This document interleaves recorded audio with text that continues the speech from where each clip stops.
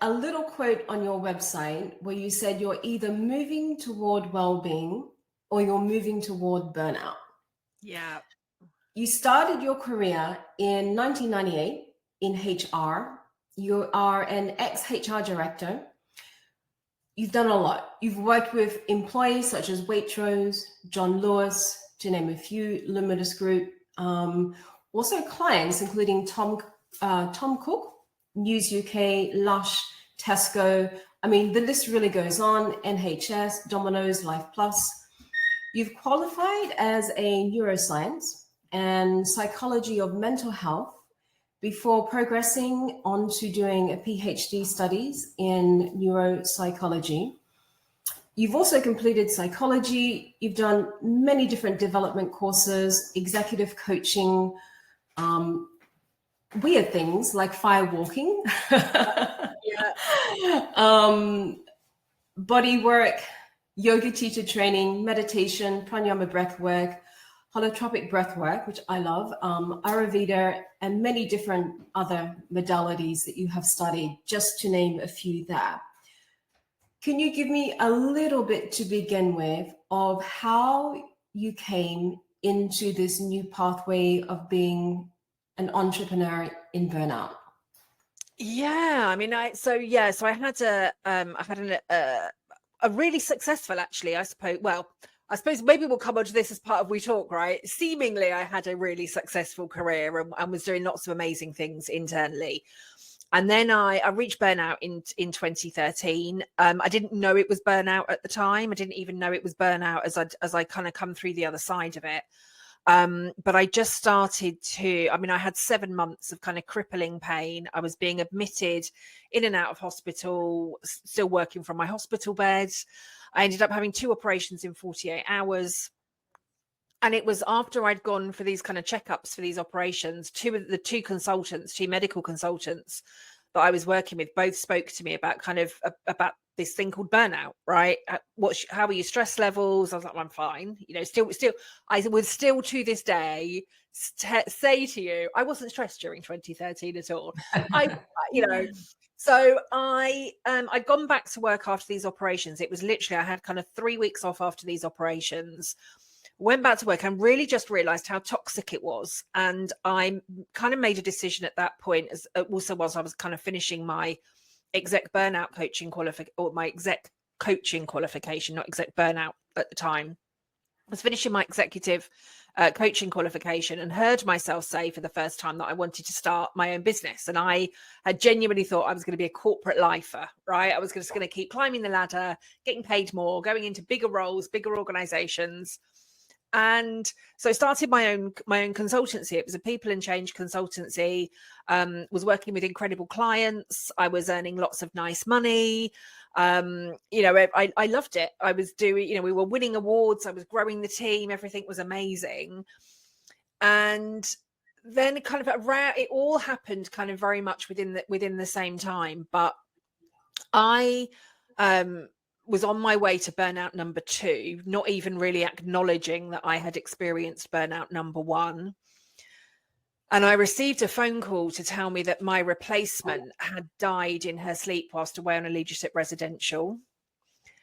And I just felt numb. I didn't feel anything. And I'd known this woman. I'd worked with this woman. She'd been a consultant whilst I'd been in the role. So I knew her. I'd worked with her for a couple of years. She was a lovely person, but I just felt really numb. But it was 2 days after that I received another phone call to tell me that I had become the 4th HR director to become really seriously ill in this organization. And I reached out to the CIPD, so the awarding body for HR, the kind of membership body, awarding body for HR. I reached out to them to say, what are you doing to help HR leaders, to help HR directors? This has happened. My replacement's died. What are you doing? And they they did say to me, contact your EAP. So for anybody that kind of doesn't understand that acronym or that jargon, that's your employee assistance program. So many employers have EAP programs, these employee assistance programs. So who told you to contact the EAP? The CIPD did, when I contacted them to say, what are you doing to support HR? And I just thought that's not good enough, right? I've become really Mm. seriously ill. 3 others before me, my replacements died, and you're just kind of passing it out. So like, you're supposed to care about us, right? We pay you on an annual basis. We pay you really to kind of look after us and do all this stuff, and you're just not doing it. And that, I suppose, started my journey. So I wanted to understand more about my health and what I'd been experiencing. And that's really where I started a lot of learning. I developed the world's first mental well-being for HR program, which I was delivering, again, in some, really big organizations from around the world. But as I started to do that, I was also being asked, I was really started to be asked to share more of my own personal story. So the story that was just in the training. And I was being asked more to share about my experience, and I was being asked to speak on stages and go to lots of different events. And I suppose then the work just kind of evolved from there, right? I never saw burnout as a full-time thing that I would be doing. I thought I would be either coaching or staying in the HR space. But I think the more that I started to talk about it, and the more other people then started to share their stories with me, I think then I began to realize just how big this burnout thing was. I started to recognize how misunderstood it was. And then when the World Health Organization definition came out in 2019, that basically just says it is this workplace phenomenon that will just kind of, you just kind of lose a little bit of interest in your job. And it's not that, right? It's this whole body, whole life thing. And so in 2020, I made the decision to walk away from my own consultancy that I'd been building for 6 years. That's still going, but it's being run by somebody else. And, the team are still doing amazing work. It's changed direction slightly. But I've just been focused now on this full time. I think before, I don't know if you necessarily call it a side hustle, but I think, I'd spent probably 5 years before then delivering talks, delivering workshops, but I never really saw it as the core part of my job. And it's just kind of morphed and evolved, I suppose, really over the last kind of 10 years.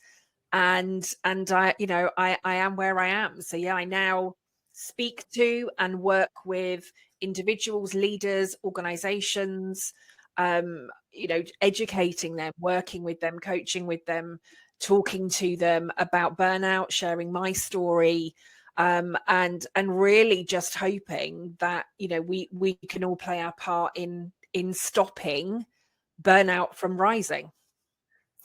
Can you give the scientific definition of what burnout is?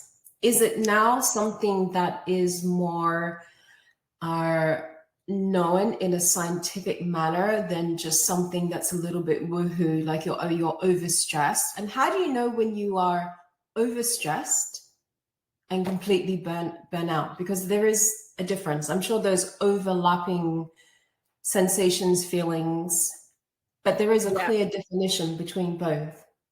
Yeah, a lot. And I think in terms of the definition, the formal definition at the moment is that which has been termed by the World Health Organization, that says it is this workplace syndrome.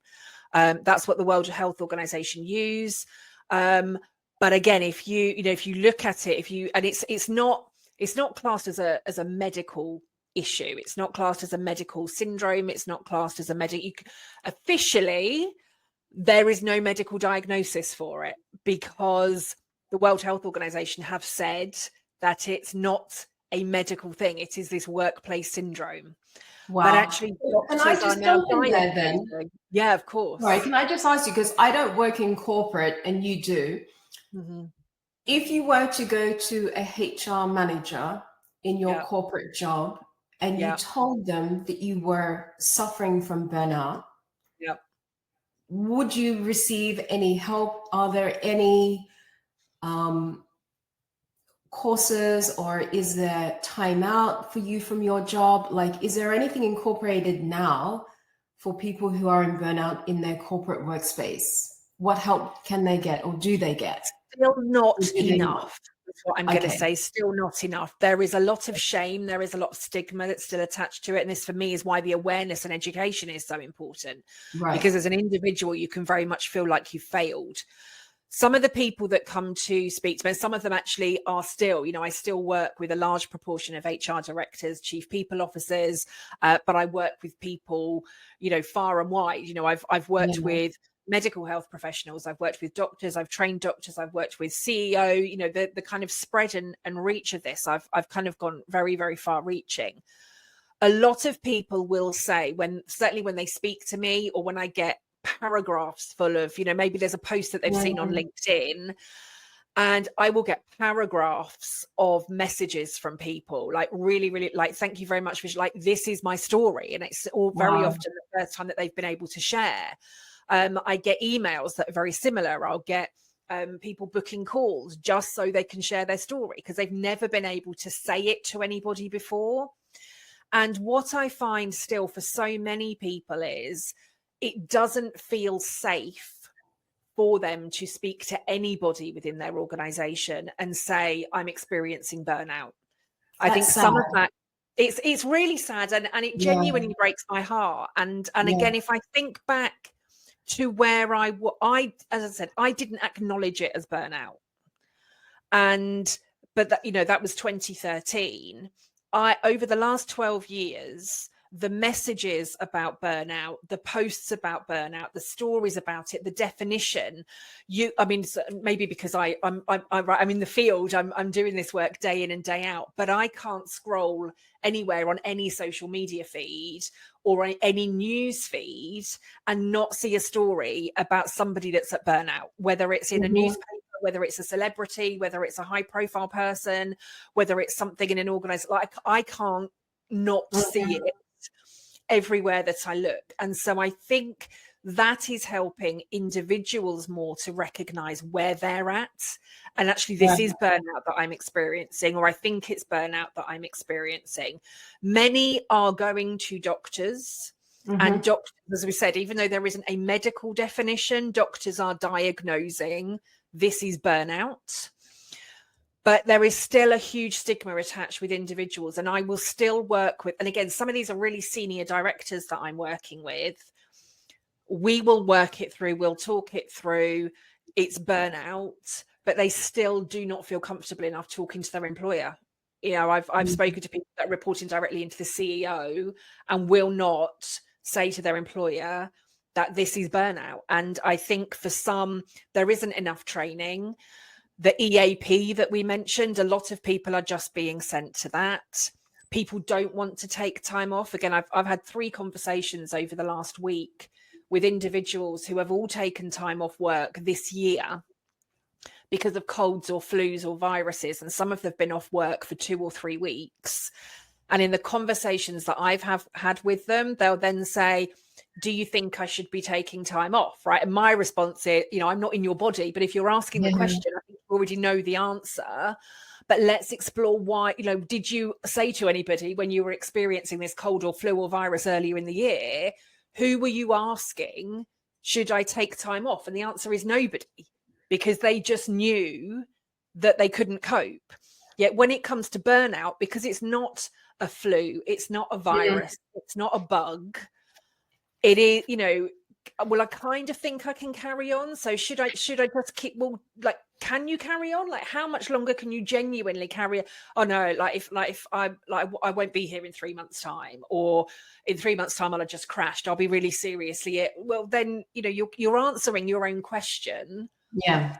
And that also really upsets me, because actually, how many days or weeks or months have you been feeling like this?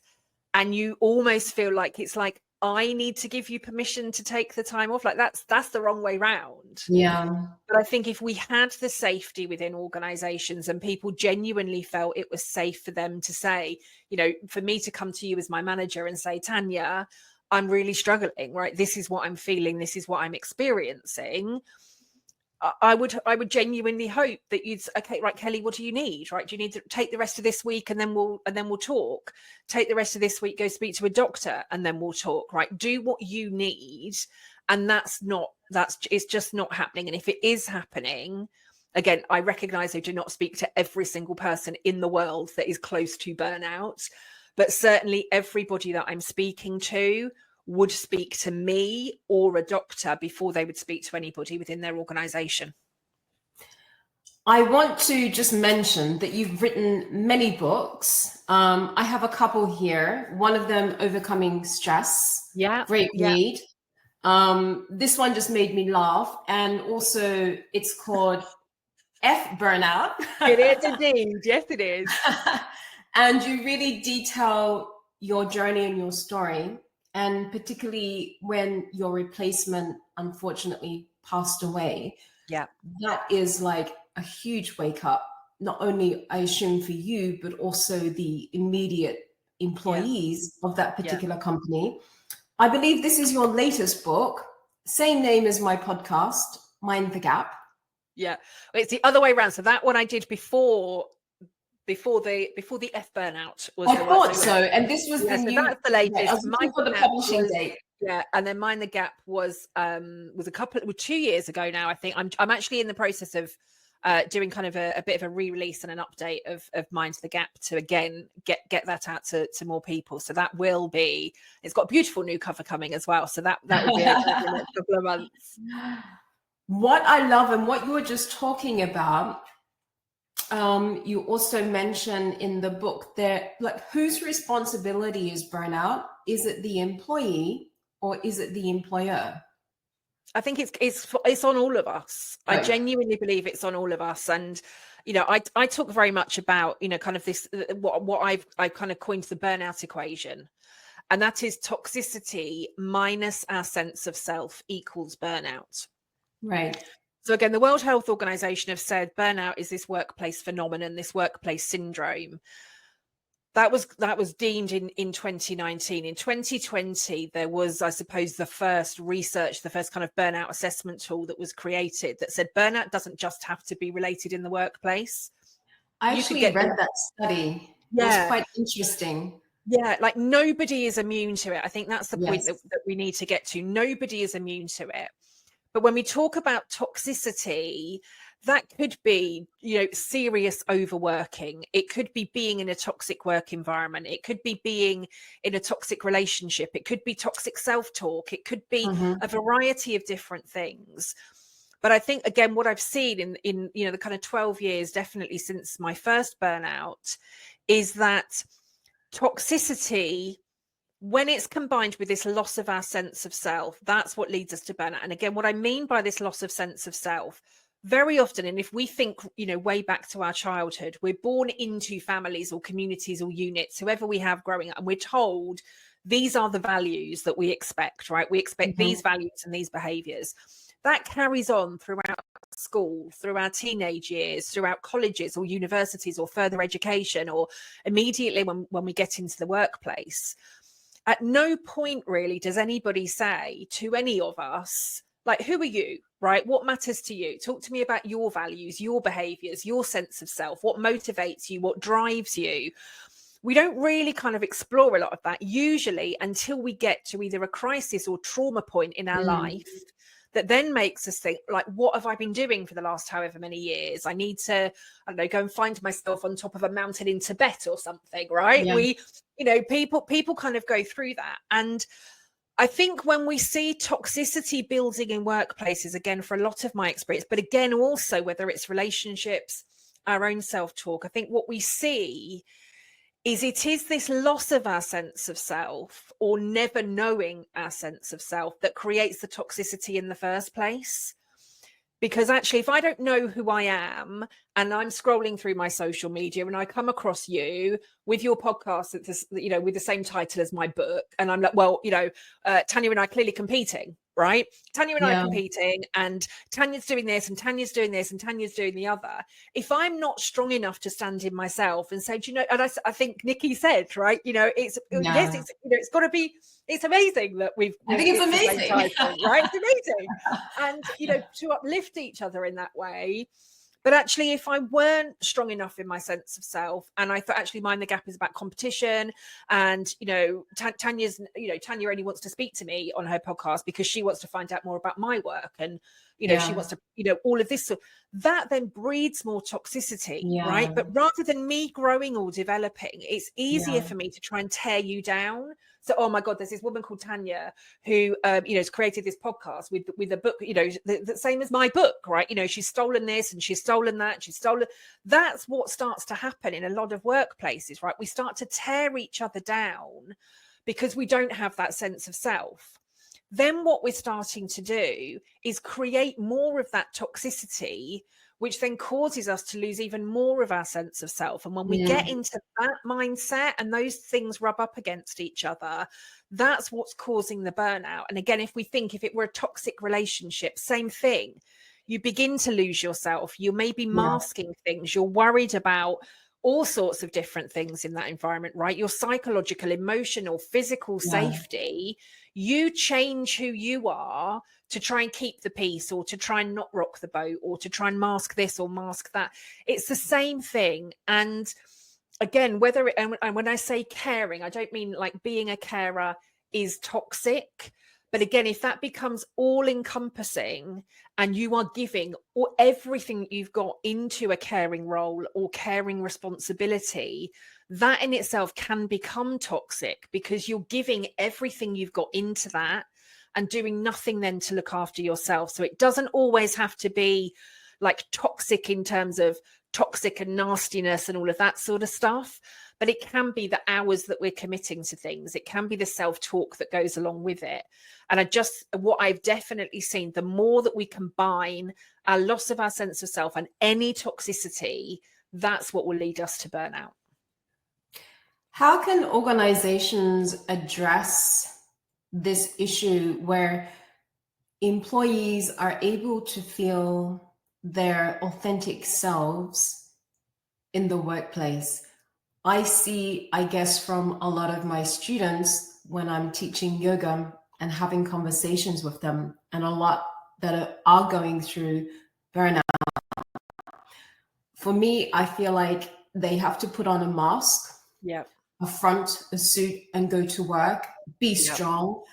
And you lose not only, as you said, your self-identity, but over time, it erodes at you, not only becomes stress, and then it leads to burnout. How can organizations create a space without being like dramatic, like in Google, and having like, jumping beams and music and crazy things in the workplace, where you can be constructive, but you are, I don't know, maybe this is a utopia because I've been out of the corporate sector for like 20 years now. But I would envision maybe in the future, I hope that would be workplaces where actually people are encouraged to be their authentic selves. And how would an organization do that? How do you teach organizations to do that? Yeah, I think it, like, again, for me, having lived it, breathed it, and still kind of working in this, but I genuinely think it becomes, it's part of role modeling, right? It's part of what we do. I suppose one example, if that I can, I suppose, kind of relate to some of my training, and then we'll translate that into the kind of workplace. So I do this training called the Burnout. I do a 2-day burnout awareness training for coaches, for in-house professionals, to really get them. So 2 really intense days. And all of the communication that I have with everybody beforehand, I make it really clear that we're talking about burnout. Okay. It might impact some of us differently to others, right? If we've been at burnout, we might have a very different experience. If we're talking about it, it might take you back to where you were. I make it really clear in all of that communication that it's a safe space. It's a safe space for people to share, for everybody to share. It's a space for us to learn and to listen and connect. And all of the communications that I put through, that's what I talk about. Everything that I put out on social media is about sharing our story, owning our story, asking for help, speaking up. So when people come for the 2 days, even in the introduction, when I'm saying, or, you know, just asking people to introduce themselves. What is it that you want to get from the 2 days, right? What brought you here? And people are sharing their stories. And I will very often hear, this is the first time that I've ever said this out loud, and I can't believe I'm doing it to a room full of strangers, right? I can't believe that I'm doing this to a group full of strangers, but this feels like a safe space. And there's nothing, you know, I'm not ticking boxes. I'm not, you know, I've not got values and behaviors all over the wall. I'm not doing any of that, but actually I'm role modeling. This is why I've created it. This is what I want for all of us. And actually a big thing that we need to do to eradicate burnout, to prevent burnout, is get more comfortable in talking about it. Correct. So I'm role modeling that. I'm putting it in all of the communication with everybody as we go through. I set the standard again on the day, and people feel safe. And in the feedback that I get from people, they will say, I felt safe. And if we could replicate that in organizations, for me, it is the role modeling. It's not saying we have an open door policy, but then if anybody goes to knock on a door, being too busy, or chastising people for going and knocking on a door, or not being at their desk, or not working hard enough, it's not beating people up for taking a lunch break. You know, again, I've worked with clients. We've started to put boundaries in place. One particular, it was a guy, senior director within this organization. He wanted to go to the gym at lunchtime because it was impacting into his personal life. So he carved out how they had a gym on site, right? He wasn't even leaving the building. There was a gym on site. And he went, his first day that he made a decision to go to the gym at lunchtime. And by the time he got back, because his boss had needed to go for a meeting, and his boss was threatening him with performance management, because when his boss needed him, he was not at his desk or answering his phone. He said, I'm allowed a lunch break, right? He'd set these boundaries. Your job is to give me what I need when I need it, right? This was coming from an even more senior director. And he said, no, it's not. My job is to do this. It's not my responsibility that you weren't prepared enough for your meeting. And I'm sorry that you had to miss out on this stuff, but it was important for me to take a lunch break. He created that boundary. He could have, and he rang me straight afterwards to say, I feel awful, I can't go to the gym anymore. Well, we talked it through. Yes, you can. Right, let's start setting those boundaries. But he might not have rang me straight after that. That might have been the one and only time that he'd have gone to the gym. He might never have wanted to change or do anything different as a result of the coaching. But actually, he realized he needed to be role modeling for his team. And he needed to set some boundaries with that senior manager. And ultimately, he left that organization because, again, he just realized it was getting more toxic. He is thriving where he is now in an organization that values, they don't just say they value you as a person. They don't just say that they value your well-being or your wellness. They actually role model it. They will notice, Tanya, I noticed that you've been sat at your desk all day today. Is everything okay? Notice that you've not had a drink. I noticed that you've not been out for lunch. I noticed that, you did loads of extra hours yesterday. Like, do you need any help? Can we talk? That's what's being role modeled. What organization is that? I confidentiality prevents you from saying, but it's a good one. And he's having a lot of great time there. But I think that's the difference, right? It's not, and the organization that he was at had all the policy. I mean, to have an on-site gym and then have a go, not be able to use it is crazy. Right? It's just, that's where we talk about lip service. So what we need within organizations is to role model that, right? To actually stand and to talk about it.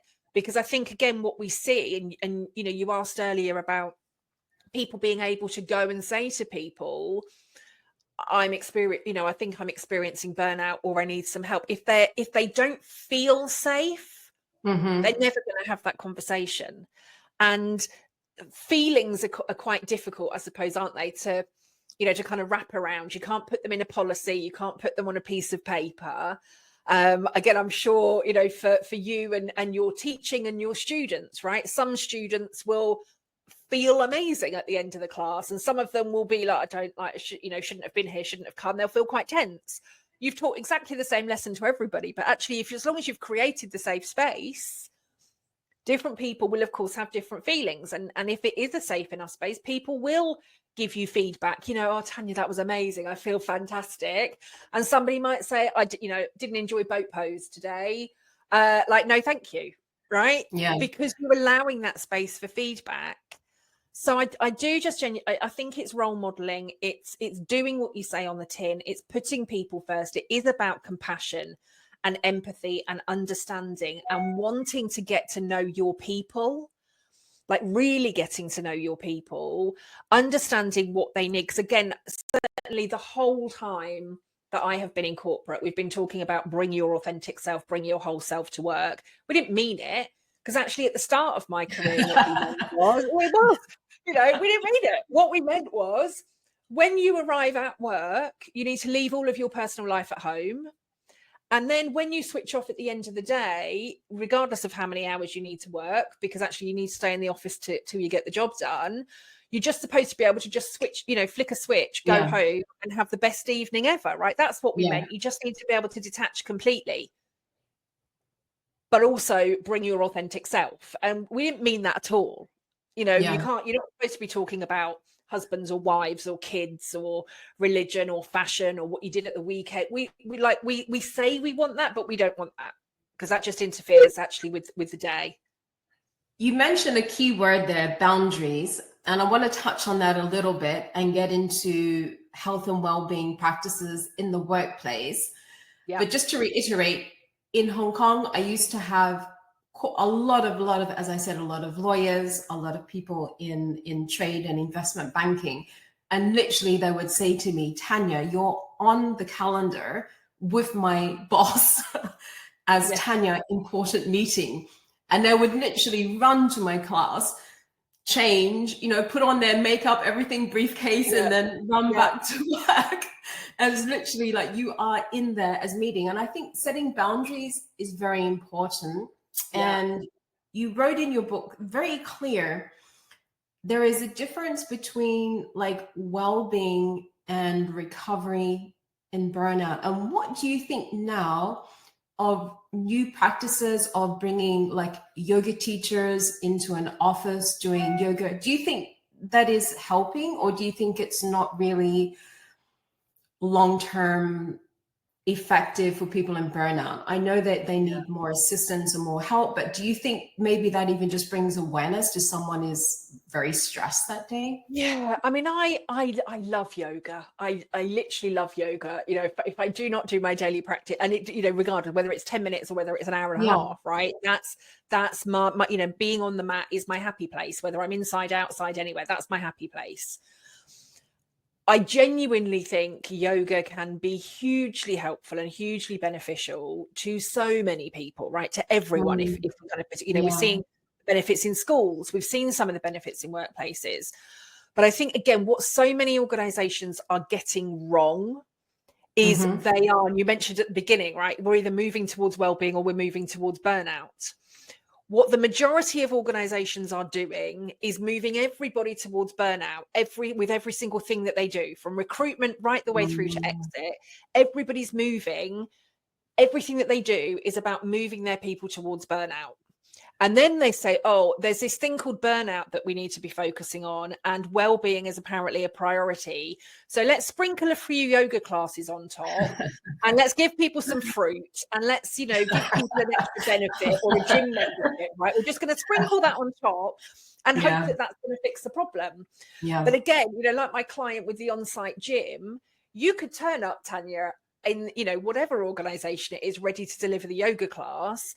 But unless it is, Tanya, important meeting in my diary, and I have decided that is a non-negotiable for me, right? I am going to Tanya's class regardless, because I know being on the mat is my happy place. I know it allows me to feel better. I know it allows me to de-stress. It allows me to feel better in my body. It allows me to be more present, more in the moment, more effective, more productive, helps my sleep, does all of those things for me. Unless I make that decision, you're ready to run a class with a room full of empty yoga mats because nobody feels safe enough to be able to go to the class in the first place. And again, I think if well-being is genuinely the priority, it's no good saying, well, we have yoga classes. Okay, but are you encouraging people to go? And are you just saying, we're going to take you to burnout every single day of the week, every single minute of the day? And then we're going to say, but we offer you a yoga class, so you should be absolutely fine. That's what a lot of organizations are doing. I think if it's part of the culture, right? If you have a well-being culture that is about including people, psychological safety, emotional safety, physical safety, where you can go as your true self, or however much of yourself you want to show at work, right? However much you decide you want to bring to work, then let's do that. Let's have open conversations. Let's give feedback. Let's set boundaries. Let's do all of that. And by the way, did you know that we have these great yoga classes, and we have this on-site gym, and we have this, tasty menu, and, nutritious menu. We have nutritious foods. We have all of this. If that's part of the culture, that's where it makes a difference. But I think sorry, no, I didn't want to cut it. I was just saying, do you think it's changing? Because I know in America now, with Trump in, there has been talk of employees coming back to work. I'm not too sure what it's like in the UK, but obviously since COVID, a lot of people have been working from home or coming into the office like 1 or 2 days a week. Yeah. Now there's encouragement for people to go back into the office more. I feel like that's going to create a lot of anxiety for a lot of people, and probably push burnout even more than what it currently is. And it's now becoming a pandemic within itself. Are organizations really taking this into account? And what can be done like at that level? Like what needs to be done? What would your perfect organization look like, Kelly? What would the setup be? My perfect organization would genuinely be speaking to people. So I think where we go wrong is we don't look at, the royal we, in terms of leaders and organizations globally. Yeah. What many don't do is they don't say, this is the essence, this is our why, this is why we do what we do, and then start to look at working practices that allow that to happen. One organization that I can name drop, I have done some work with, but I think they do some amazing things. They're an organization called Reward Gateway. Again, they're global. They've got clients globally. They have what they call work modes. Okay. And I'll explain in a moment what those work modes are. You asked if I think organizations are doing enough, and they're absolutely not. Okay. And I think where organizations are pushing people back into work, again, where it is increasing anxiety and stress and worry and all of those things, it's not because, in a large amount of cases, it's not because I want you in to collaborate with you, right? Because I recognize that if you and I are face to face together, we might have some of those impromptu conversations at whilst we're having lunch together, or, we could do more of that stuff. It's not so much for that. That's how they're positioning it. Actually, we've recognized that we need more collaboration. But actually what they're doing in a lot of instances is bringing people back into offices to have them sat on Zoom calls or team calls all day with other people from around the world. Well, why am I going to commute for an hour or 2 hours to an office to sit on my own in a meeting room, staring at a computer screen, doing a Zoom call, when I could have done that at home and saved myself a 4-hour commute and the stress and everything else that goes with it? So Reward Gateway that I mentioned have this thing called work modes. And work modes are where it outlines particular pieces of work. And it says, for each of these pieces of work, this work can be done online. This work can be done via a Zoom call. For this particular activity, this is where we want people in face to face. So they've outlined the tasks, or at least the detail, or this is a collaborative activity, and actually we want to be doing that face-to-face in the office. So people can go in 1 day a week or 1 day a month when those particular things are happening, knowing that they're going in to contribute and add value, not I'm going to do a 2-hour commute to go and sit on my own in a room all day staring at a Zoom screen, because that's not where we're looking at. So I think if we could create more of that, that would be amazing. I also think we need to be looking at the setup of actual offices and workspaces. I myself, and again, I didn't notice it until 2020, because I'd never had the opportunity to recognize it until 2020. As an introvert, I've always known that I need my own time to recharge, right? I need to recharge on my own. And that might be, again, on my yoga mat with a book, doing whatever it is that I need. But for me, that recharge is solitary. I hadn't realized until 2020 just how much noise of open plan offices, of phones ringing all the time, of windows with, of offices with glass windows and glass partitions. I hadn't realized just how much those things impacted me until I wasn't in it. And I was working from home the majority of the time in a little room on my own, staring at my computer screen all day, right? I thrived. And that's what we saw from a lot of people, right? A lot of introverts were thriving throughout the pandemic because it was the first time that they'd really been given the opportunity to speak in meetings, to digest things, to reflect on things, to have their own time, to have their own space. Now, some of the extroverts were struggling because, of course, they want to be around people and they want the hustle and bustle and they want to be in that collaborative space all the time and bouncing ideas off people.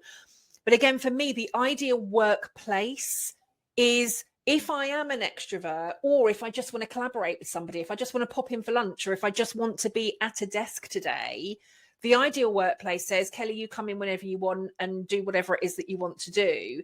It doesn't say you must be in the office 3 days a week, just so we know you've been in the office 3 days a week, regardless of the work that you're doing. In an open plan office where you can't function, you can't think, you can't focus, and then you go home and you have to be working twice as hard in the evening because you've not been able to focus throughout the day anyway.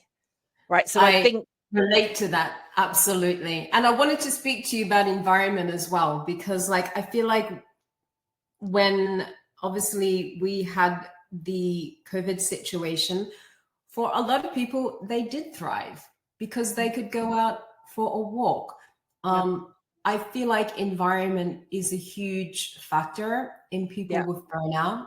And I'm a big believer in nature is a healer. And me too. for people to be, you and I both live in the countryside, so we're very fortunate. I lived in Hong Kong for 4 years, where I lived right in the center, concrete jungle. And the noise pollution around me was horrendous. Now, a lot of people live in busy cities and spaces and places and work in that environment. How do you incorporate for them to reconnect to nature? Do you have that when you are doing your coaching? Do you suggest people go for a walk in nature? Is that part of the awareness of environment and lifestyle, I guess, as well? Yes, hugely. So I don't work with a huge amount of face-to-face clients anymore, again for lots of different reasons, and I'm working with people globally, so different time zones. This kind of works, but actually for the majority of my coaching, I'm not looking at a screen with somebody. There is no Zoom call, there's no barrier in the way. The majority of my coaching is done over the phone. And I will encourage my clients to go to a space where they feel that the coaching will be more productive. That might be in a park, sitting by a river, in a coffee shop, at home, wherever it is that they feel it might be. They might be out walking. But that's where we are. And when I was doing the majority of my face-to-face, lots of people were kind of traveling to see me, or I was working with many more people, kind of more local, not necessarily extremely local, but more local to me. We'd meet at parks, we'd go for a walk around the river. We'd walk around open spaces.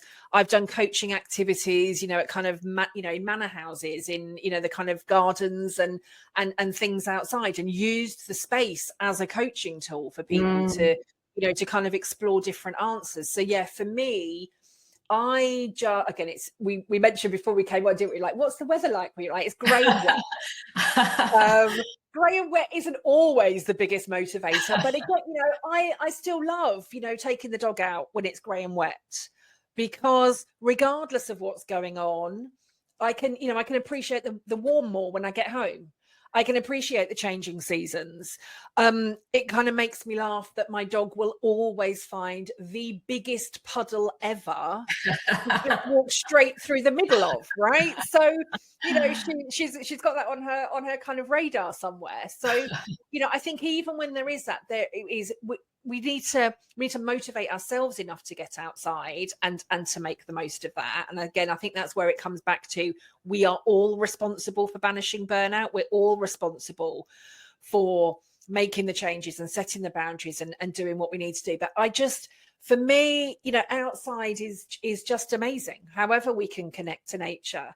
And again, particularly where we live now, we are surrounded by farmers' fields. And there is something very, I just think, very beautiful in really recognizing when the seasons are changing, right? Based on what the farmers are doing, right? When they're just leaving, as they are at the moment, the land is just flat, right? Nothing's being done. It's not being worked on. It's just left because it's wintering, right? It needs to recover. They will soon, over the next couple of weeks, they'll start ploughing. They'll start sowing. Then everything will start to grow, and you see everything growing. And, you know, there's one particular field that we walk next to that, you know, 6-9 months from now will have, you know, huge corn, right? Bigger than me growing in there. And the field next to it will have, you know, whatever else is growing. Then the harvest will happen and it will all go flat again. And then you're back in the wintering phase. And although I suppose, and again, through my own yoga practice and all of those things, I suppose I've always been aware of the seasons. But as you said, you know, living in Hong Kong, right? What season are we in? No idea, right? It's just, it is what it is. Is it raining outside or not? Yeah, like what's happening? So we don't notice it as much when we're in there. And I do think the environment plays a really big part. I can't remember the exact quotes of it, but I know there's data and research out there that says actually just like literally changing your environment can help with creativity and productivity, you know, even if like just moving from one room to another, you know, that can make a big difference for us. So yeah, I think the more that we can connect to outside and ultimately, right, recognize that we are nature. We do not need to be working, hustling, pushing, smashing goals. We don't need to be doing that 365 days of the year. And if we're trying for that, it's physically, mentally, and emotionally impossible. There is nothing on earth that can literally keep going for 365 days a year, right? Even our computers need updates, right? I've pretty much all of my tech this week has decided it's going to update at the most random time.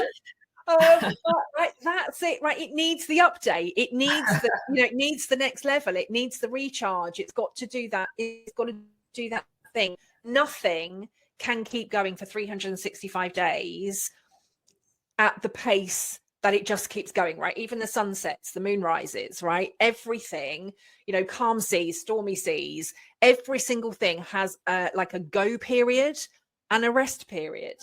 And for some reason, we seem to just think that we can keep pushing 365 days a year because, you know, hustle harder, work harder, push harder, keep going. And we are burning ourselves out, right? The world of work, as far as I'm concerned, is utterly broken when it is expecting people to keep going 365 days of the year. Can you give me top tips?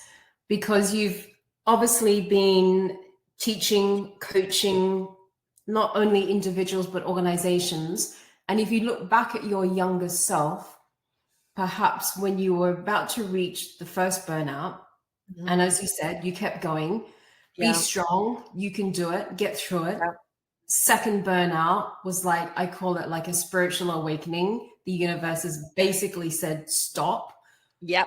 What tips would you give to someone who is feeling the sensation, that little voice in their head, slow down, take time out, but they're not listening?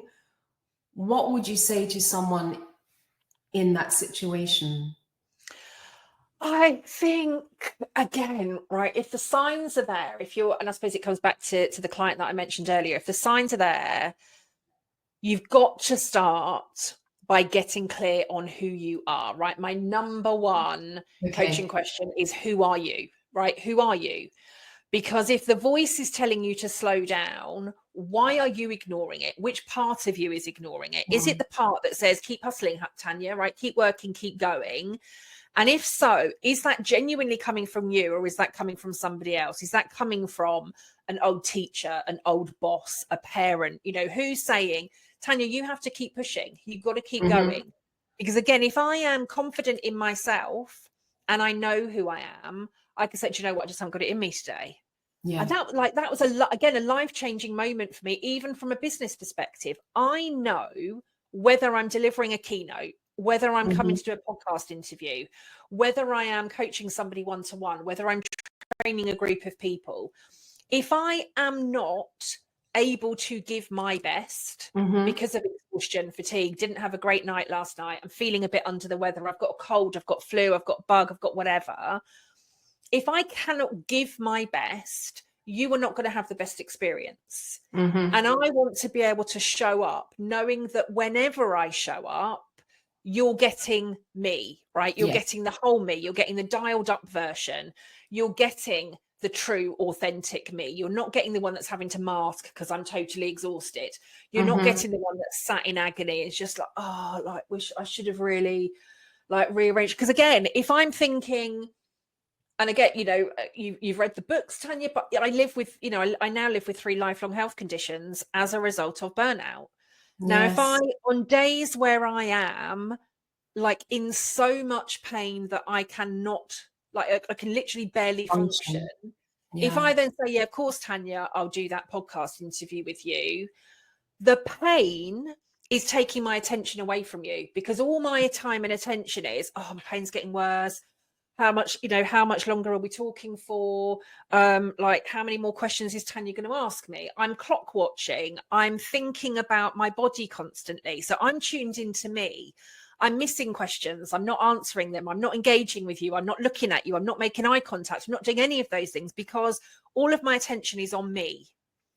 And I think that's what I would love for every single person to realize. We think we've got to keep going.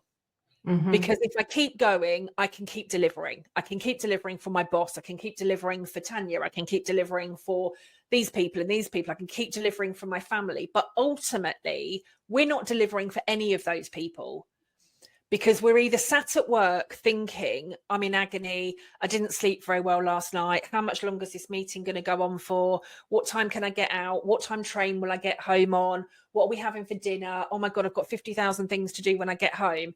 If we're doing all of that, I'm never fully present with you anyway. Therefore, I'm never delivering my best. I'm never being my best. You know, again, we link it to your yoga classes, right? If my yoga practice is spent staring at everybody else in the room, I'm missing out on my own yoga practice, right? What happens on my mat happens on my mat for me. Doesn't matter what anybody else is doing, right? Doesn't matter if we're all balancing slightly different. It doesn't matter if other people are wobbling. It doesn't matter if I'm wobbling. It doesn't matter about any, right? My practice is what happens on my mat. And I think when we can get really clear on that, set those boundaries, but all of it from a place of who am I? If I'm genuinely a person that wants to live from my values, I want to live as my true self, I want to live as my authentic best self, I can't mask, because I can't be masking and be my authentic self.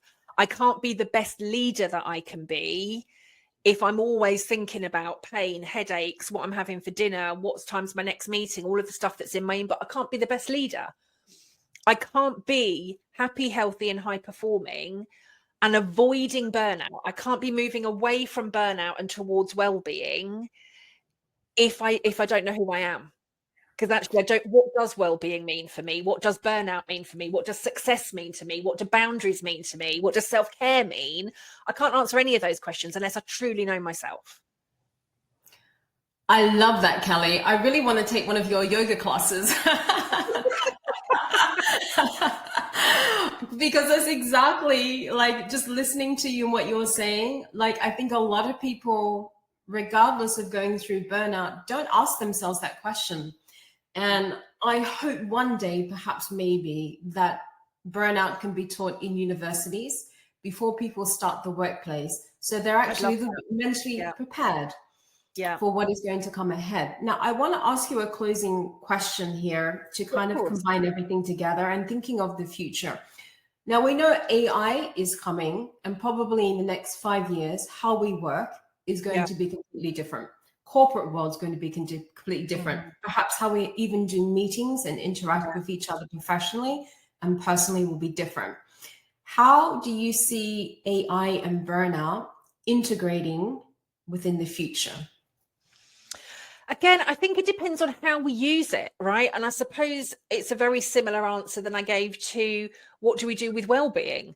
I think if we use AI in the right way, then I think it can have huge benefits. A few of my friends have been kind of singing its praises, and I avoided it for a really long time. But actually, I can have some great conversations with Chat GPT at the moment about, I've got this idea for this thing, right? Could you help me niche this? Could you help me niche this? I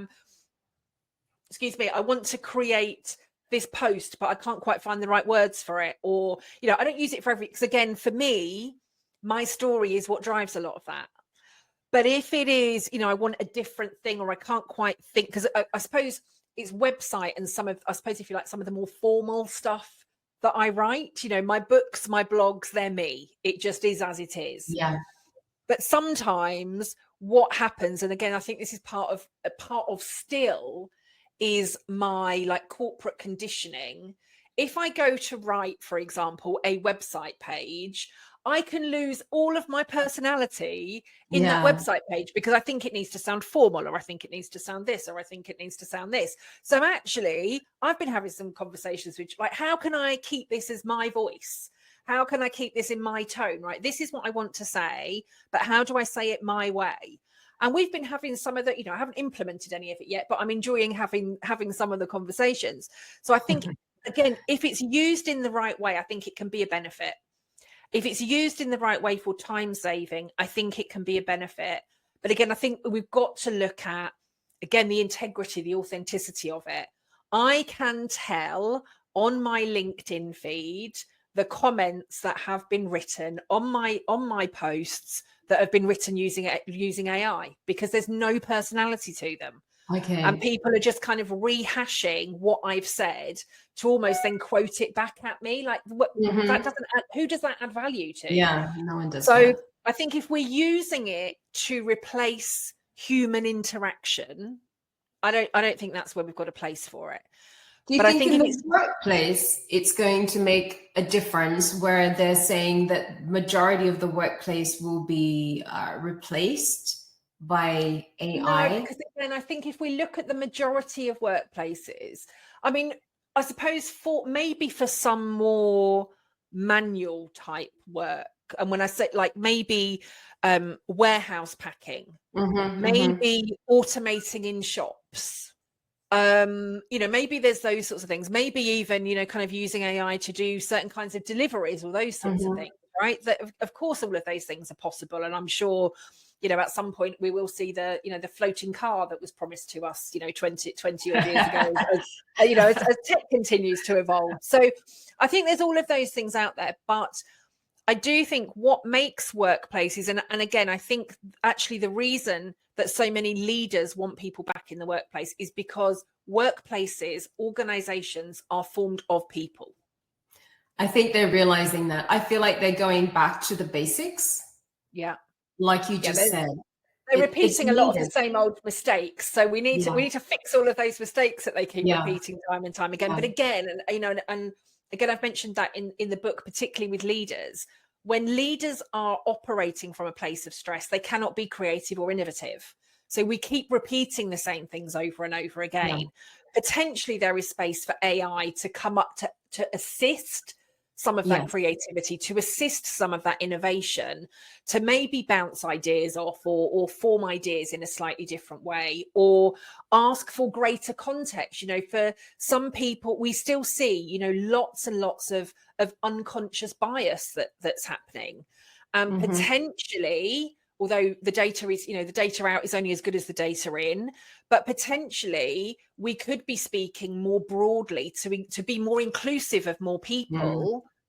If we can use AI and say, actually, I want this message to go out to all people from all backgrounds, from all ages, maybe there is benefit in doing that, rather than, our unconscious biases maybe coming into some of those things. So maybe, again, used in the right way, maybe it could allow us to come together more effectively and to communicate more effectively.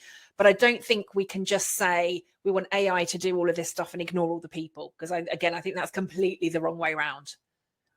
And I think your work and what you're doing is going to be even more needed in a corporate leadership. I look forward to the revised edition of Mind the Gap. Yeah. I will send you one. You send me your address. It is really important that we should have discussed or mentioned.